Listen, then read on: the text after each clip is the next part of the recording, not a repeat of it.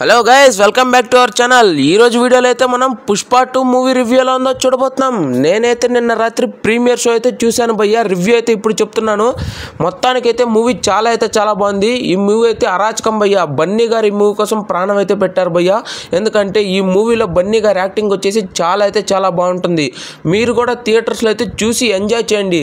మరో national award winner movie కావచ్చు అనుకుంటున్నా ఈ మూవీని. ఎందుకంటే ఆ రేంజ్ టేకింగ్ అయితే తీశారు మన సుకుమార్ గారు వచ్చేసి. సుకుమార్ కూడా కొన్ని షార్ట్స్ అయితే సూపర్గా అయితే ఉంటుంది. ఎస్పెషల్లీ సెకండ్ హాఫ్ వచ్చేసి మాత్రం శివతాండవం భయ్య బన్నీ గారి యాక్టింగ్, ఇంకా రష్మిక మందన గారి యాక్టింగ్ కూడా అయితే చాలా బాగుంటుంది.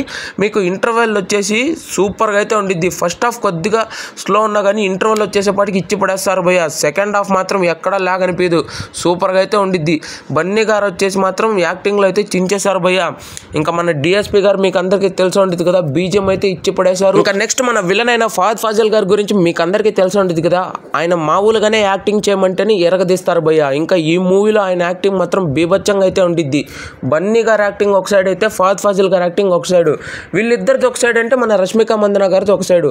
మొత్తానికైతే నేనైతే చెప్పలేకపోతున్నాను భయ్య. మీరందరూ థియేటర్లోనే చూడండి. ఇంకొకటి బన్నీ గారు ఈ మూవీతో పాటు మరో నేషనల్ అవార్డుని కూడా అందుకోపోతున్నారు భయ్య. ఎందుకంటే ఆ రేంజ్ మూవీ ఉంది. సుకుమార్ గారు ఈ మూవీలో కొన్ని సింగిల్ టేకింగ్ షాట్స్ అయితే ఉంటాయి, అది మాత్రం అదిరిపోతాయి భయ్య.